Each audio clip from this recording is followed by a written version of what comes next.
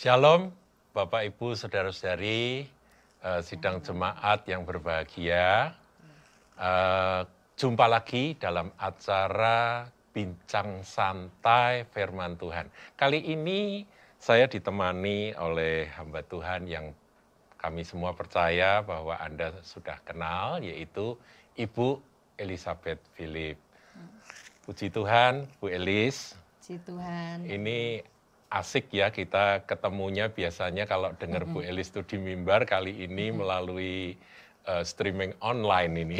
Iya, puji Tuhan. Iya. Gimana Bu Elis, sehat-sehat? Sehat, luar biasa, diberkati dan terpelihara oleh Tuhan Yesus. Haleluya. Tambah gemuk ya Bu ya? Puji Tuhan Pak. Iya, seperti ayam itu ya. Iya. Banyak makan, kurang gerak. Iya. Iya, biasanya Bu Elis ini kan jadwalnya padat ya. Biasanya saya cari Bu Elis, telepon, oh Mami sedang di Jakarta, Mami sedang di Singapura. Iya, sekarang ini Mami di rumah saja. Stay at home. Stay at home. Ya, memang ini sebuah peristiwa yang baru kali ini terjadi ya Bu Elis ya. Iya. Saya sendiri terheran-heran, sampai kalau tadi ya saya sempat dengar berita, ya ini perlu dicek kebenarannya. Pedagang ini para pialang minyak itu semua kelabaan karena minyak dijual dengan harga minus. Pernah mikir atau enggak toh Bu? Enggak. Mau beli minyak malah dikei duit. Iya. Itulah yang terjadi hari-hari ini hanya gara-gara COVID-19. Betul. Dan hari-hari ini jumlah pasien yang terpapar COVID-19 ini sudah melampaui 3 juta jiwa dan obatnya juga yang pasti belum ketemu. Iya. Dan Amerika Serikat, negara superpower, justru menjadi negara yang paling parah Iya. diserang dengan COVID-19 ini. Iya. Jadi memang semuanya itu seperti menggenapi firman ya Bu Elis ya. Iya. Segala sesuatu yang bisa digoncang akan digoncang. Betul. Supaya tinggal tetap yang tidak tergoncangkan. Betul. Waduh. Nah ini gini, Ibu Elis sebagai seorang hamba Tuhan, kira-kira apa pesan Bu Elis untuk saudara-saudari yang mengikuti acara ini dalam situasi seperti ini? Iya. Silakan Bu. Iya. Saudara-saudaraku, memang segala sesuatu yang sudah dikatakan oleh Tuhan Yesus pasti tergenapin. Itu sebabnya kalau hari-hari ini kita pun juga ikut tergoncang dengan adanya masalah-masalah ekonomi, COVID-19. Semua seperti yang tadi dikatakan oleh Pak Theophilus Hendra, hanya untuk menunjukkan ada satu yang tidak tergoncang. Nah, bagaimana kita bisa tidak tergoncang? Kita karena sudah ada satu kepastian selama kita terima Yesus, berarti kita menerima kerajaan yang tidak tergoncang. Jadi, bagaimana hidup kita supaya sekalipun kanan kiri kita tergoncang, bahkan dunia tergoncang, tapi Anda dan saya tidak tergoncang. Bagaimana caranya? Mungkin saya hanya bisa sharing dengan firman yang diambil dari Matius 1 ayat Matius 20 1 sampai ya. 23. Matius 1 ayat berapa Bu? 20 sampai 23. sampai 23. Saya bacakan Bapak Ibu.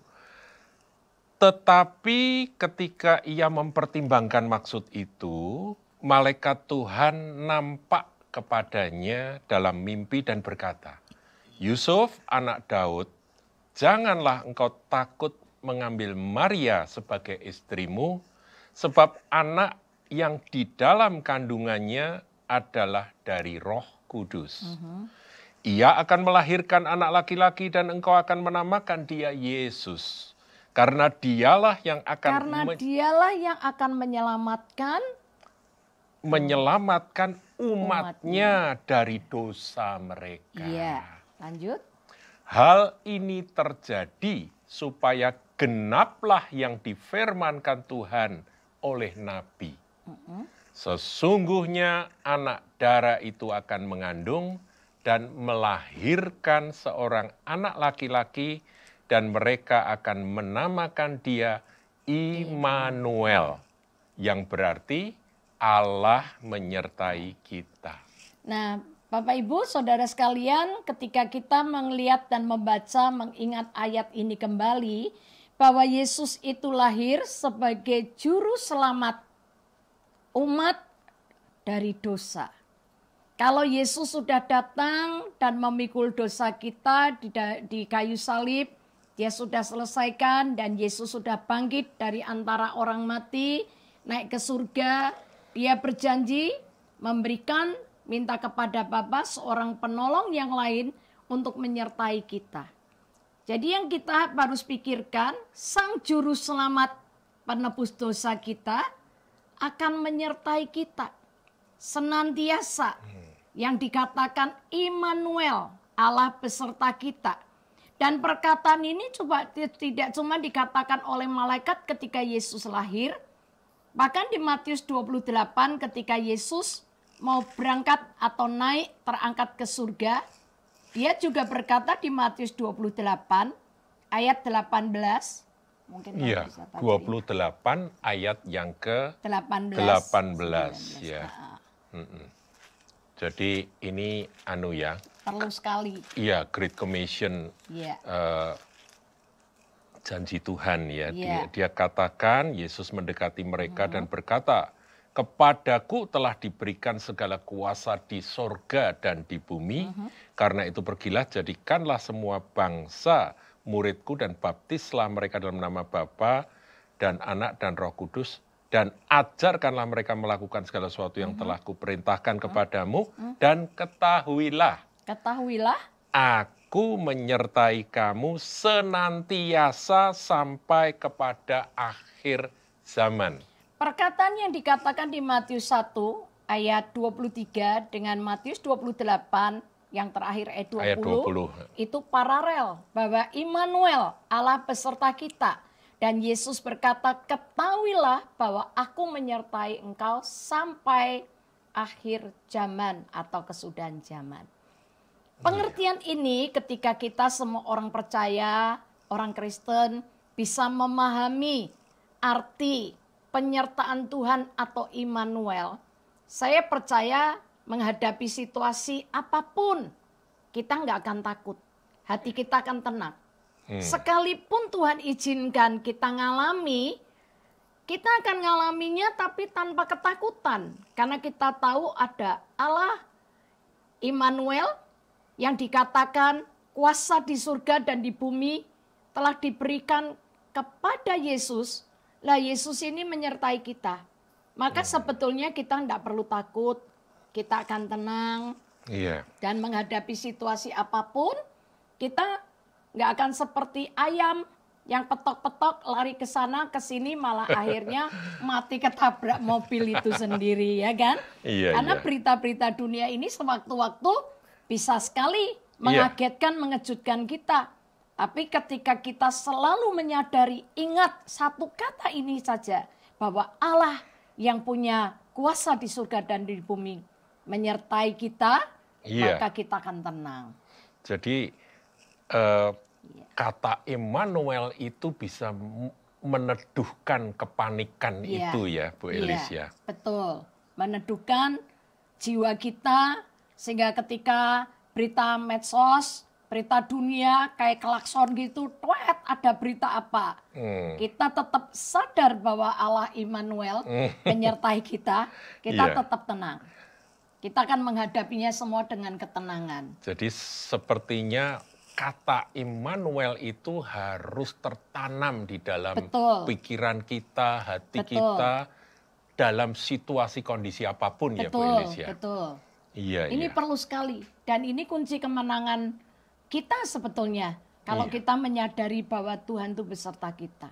Dengan kondisi ekonomi yang tidak menentu begini Pak Hendra, kita bisa lihat yang tadi Pak Indra ceritakan seorang pedagang minyak misalnya ya.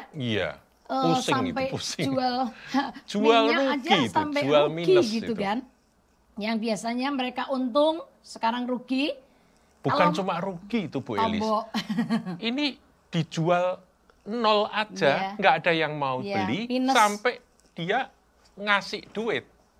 Baru itu pun ditawarkan. Oke, lah itu. Ya ini, waduh, semuanya jungkir balik ya Ibu ya. Maka kalau kita sadar, kita mengutamakan, memprioritaskan Tuhan itu berjalan bersama kita, ada bersama kita, saya percaya sih kita nggak akan mungkin kalah.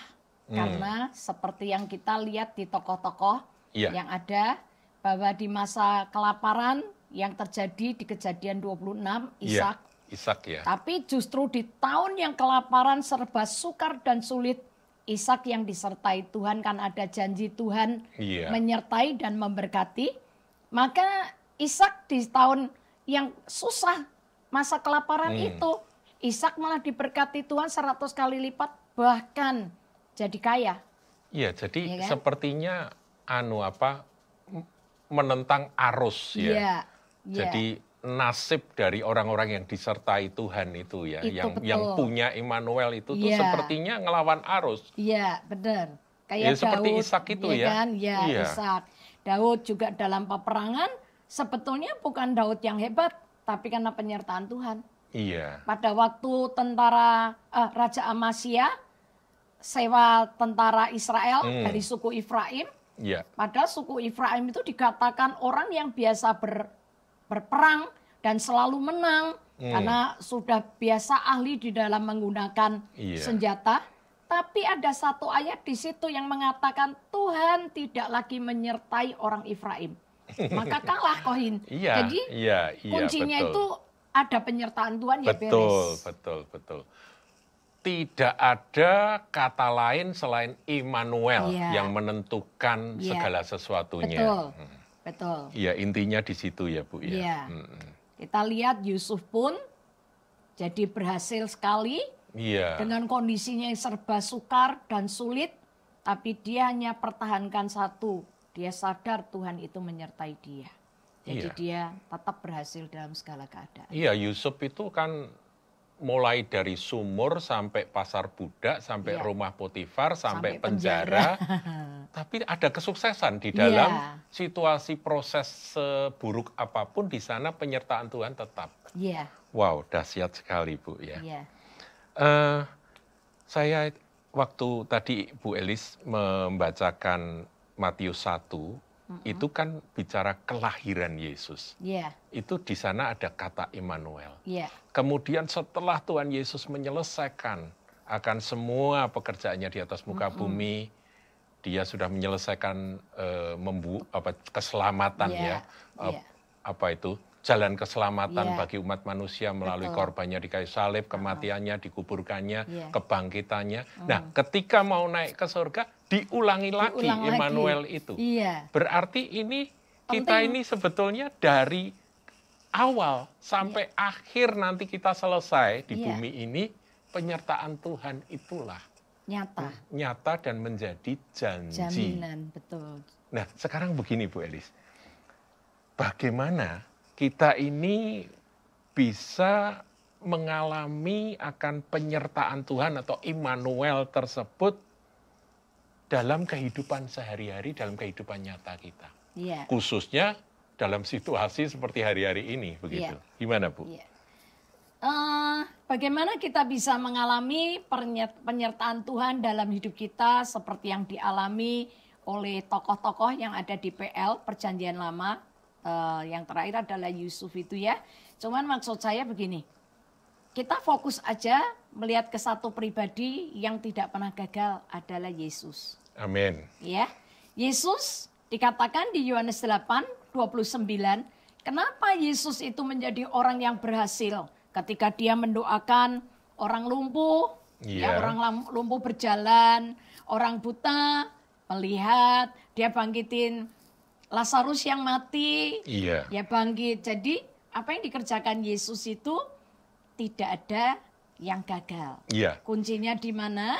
Di Yohanes 8:29 berkata demikian. Tolong Pak Hin. Dan Ia yang telah mengutus aku, Ia menyertai aku. Ia menyertai aku. Ya, ini seperti Immanuel tadi ya. Ya. Ia tidak membiarkan aku sendiri. Ia tidak membiarkan aku sendiri. Jadi Allah yang menyertai kita ini tidak cuek, tapi dia ikut ambil bagian. Kalau orang Jawa bilang cawe-cawe, Iya. ikut ambil bagian mengerjakan. Ia tidak membiarkan aku sendiri. Sebab aku senantiasa berbuat apa yang berkenan kepadanya. Nah, apa yang menyebabkan Yesus itu disertai Bapaknya di surga? Karena Yesus itu kata senantiasa. Senantiasa itu berarti terus-menerus, Iya. berkesinambungan. Enggak hari ini aku mau melakukan apa yang berkenan kepada Bapak, besok enggak pegah, enggak mau, berhenti dulu, enggak. Tapi kata senantiasa berbuat apa yang berkenan kepada. Jadi kayak lampu tuh harus nyala terus, nggak Iya, on off begitu ya, nggak nggak mati boleh, hidup. ya betul. Nggak biar pet ya. Betul. Iya, iya, Iya. iya.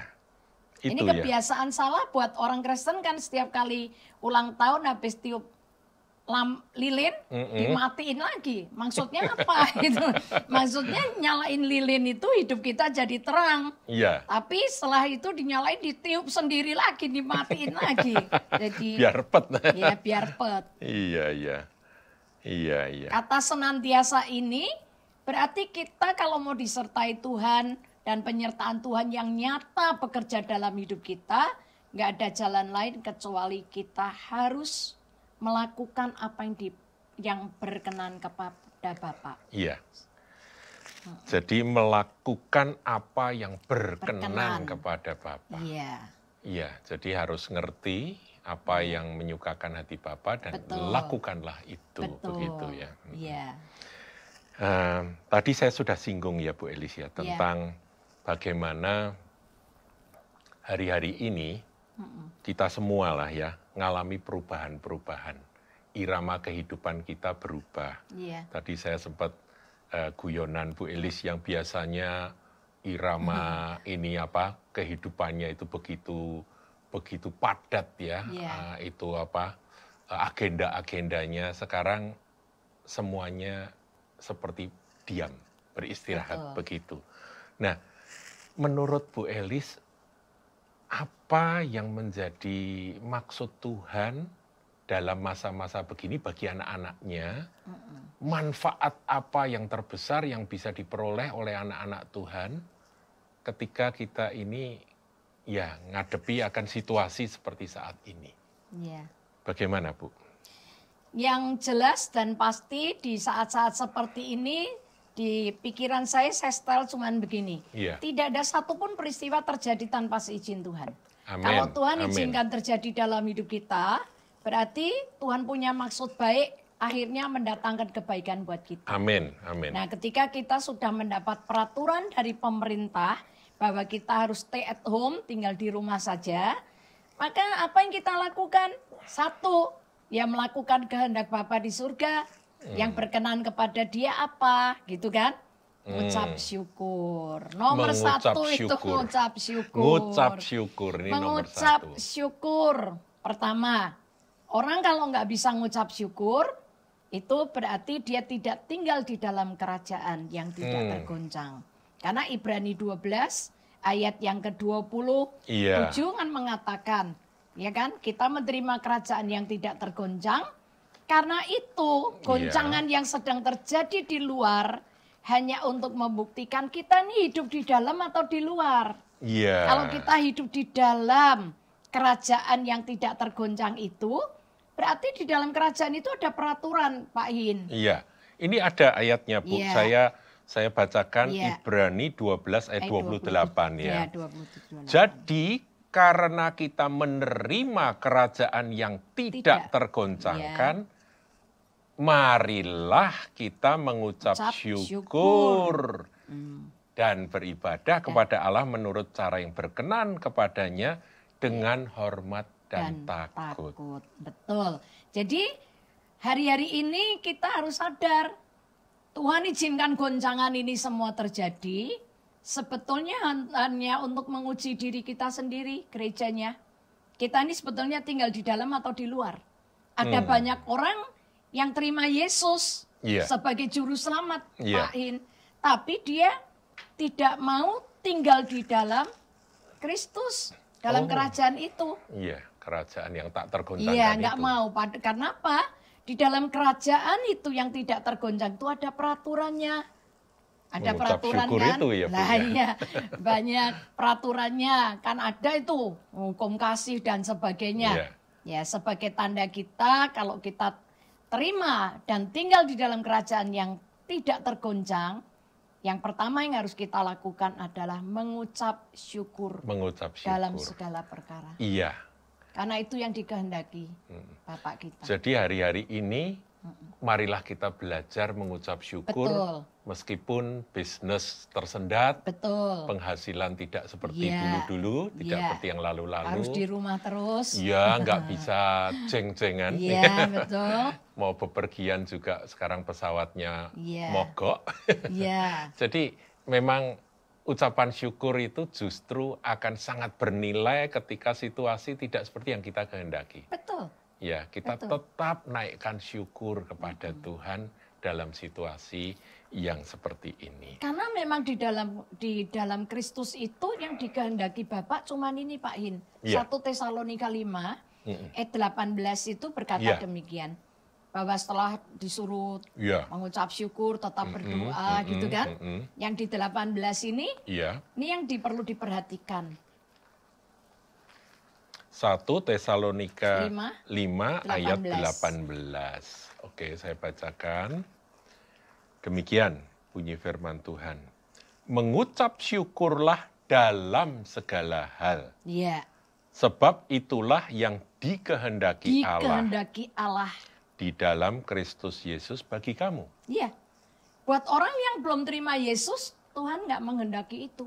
Mungkin dia ngeluh, dia bersungut, mereka masih apa ya? Ya, nggak bisa disalahkan karena meratap, mereka nggak bisa tidak di dalam disalahkan karena Tuhan. mereka belum terima penebusan itu kan. Belum di dalam Kristus Iya, Yesus tapi ya. kalau buat kita yang sudah di dalam Kristus, sudah terima Yesus sebagai Tuhan, sudah hidup di dalam Dia, menghadapi segala keadaan, nggak ada kata lain selain kita ini harus lakukan itu, tetap berdoa, sukacita, mengucap syukur dalam segala mengucap keadaan. syukur dalam segala sesuatu. Karena itu merupakan ibadah. Iya, ibadah kita. dan itu kehendak. Ya, Kehendak itu Allah. Allah. Jadi mengucap syukur itu melakukan kehendak Allah. Bapak Ibu, saudara-saudari sekalian, kita sudah mendengarkan sampai pada saat ini tentang Immanuel. Betapa dahsyatnya kata Immanuel itu kalau itu hidup di dalam kita dan mewarnai akan hari-hari kita. Jangan sampai kita sia-siakan pesan kata Immanuel itu hari-hari ini. Nah, Bapak Ibu, sebentar kita akan rehat. Nanti kita akan lanjutkan di sesi berikut. Tapi kita akan dengarkan terlebih dahulu sebuah lantunan pujian yang akan dinaikkan oleh saudari kita, Grace. Tuhan memberkati.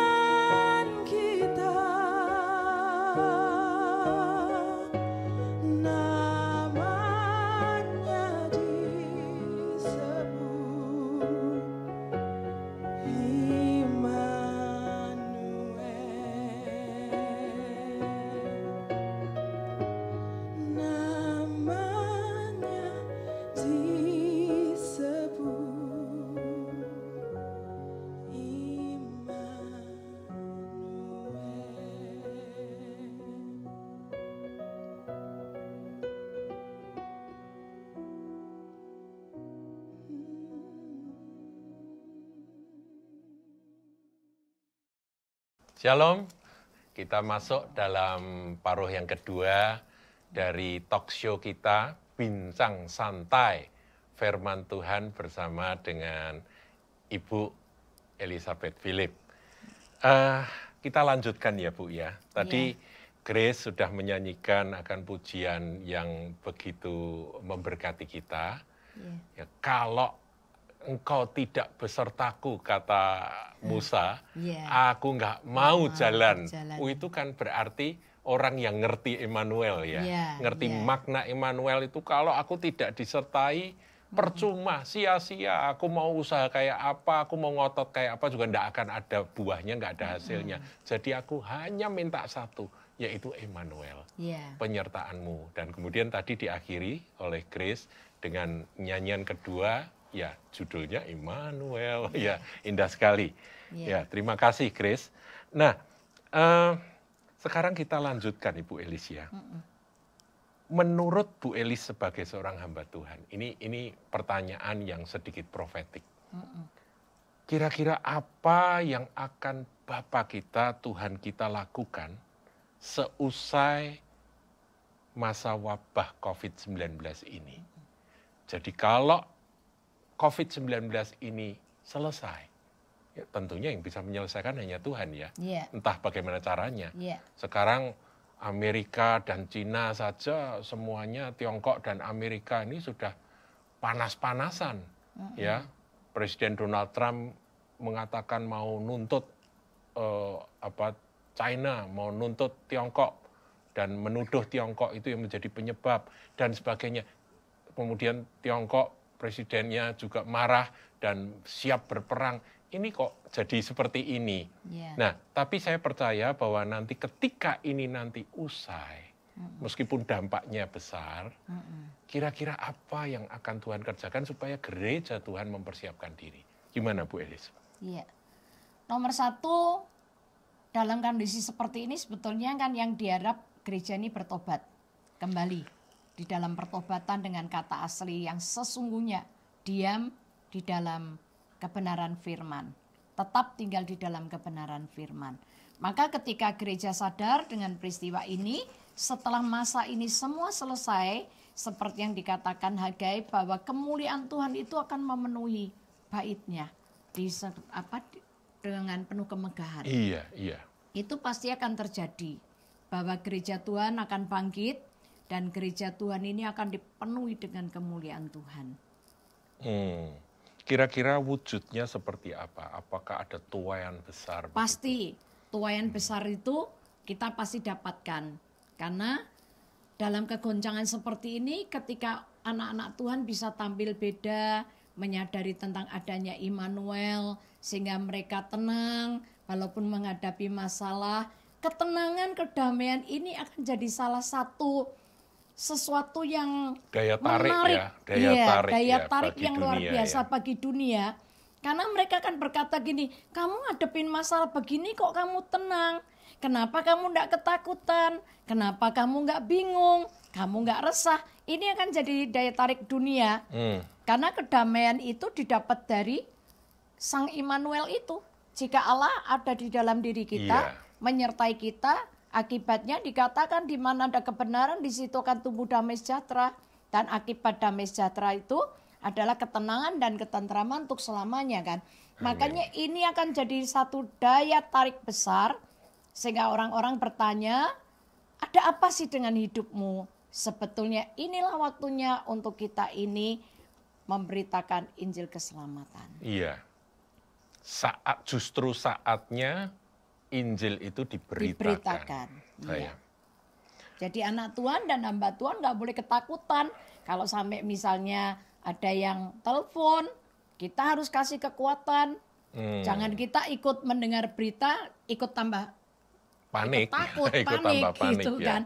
Kalau misalnya dengar diceritain orang semakin, wah gimana ya? Nggak boleh gitu. Kita harus bisa meredam dengan damai itu. Iya.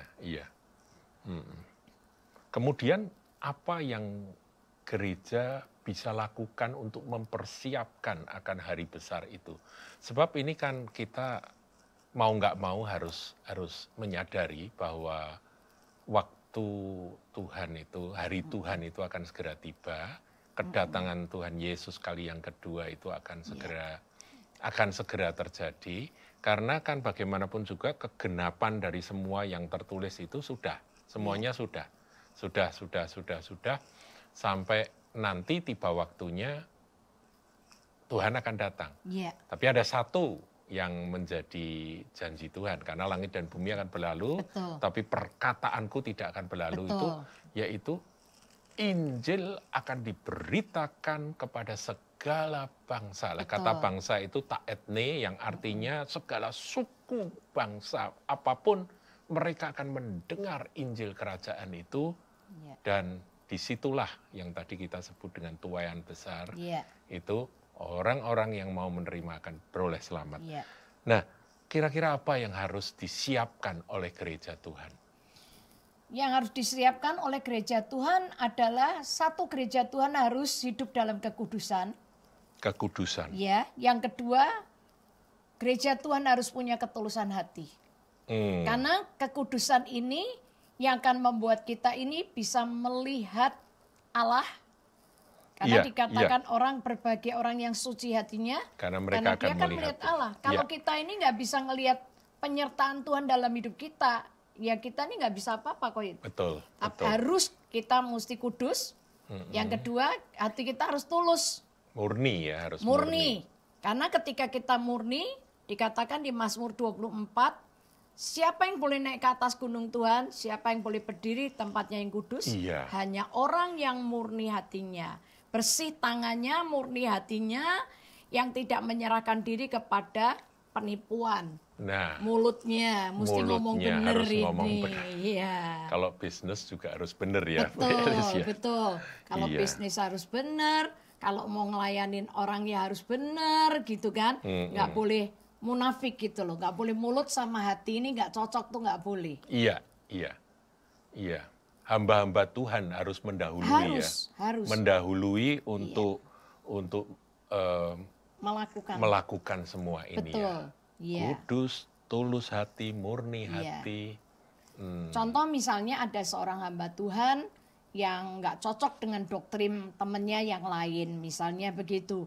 Ya nggak usah kepahitan lah, itu nanti tanggung jawab masing-masing sama Tuhan. Kita nasihati, negur boleh, tapi sambil jaga hati supaya hati kita ini nggak kena pencobaan, hati kita tetap bersih gitu, nggak sampai kecewa, nggak marah gitu loh Pak. Itu yang kemarin oleh Pak Lukas Mulyanto dikatakan ada Imam Yosua, seorang imam yang dipilih, dikatakan diambil dari api seperti puntung. Jadi mestinya itu sudah hangus, tapi diselamatkan, kemudian dijadikan imam besar.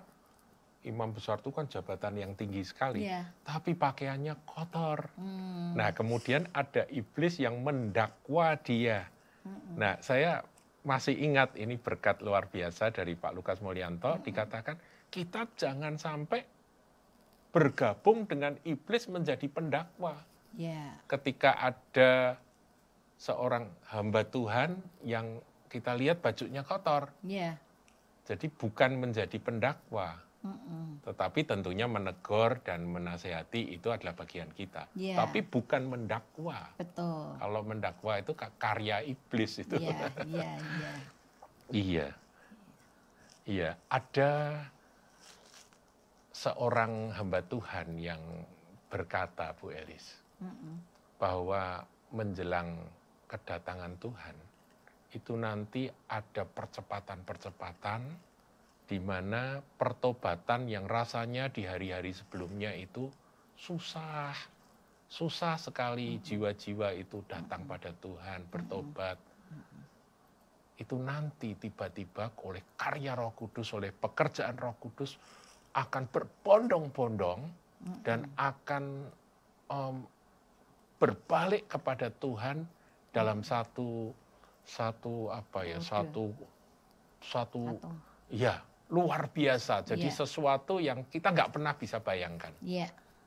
Itu saya kok jadi sangat merindukan akan hal itu. Itu pasti terjadi Pak Him. Pasti ya.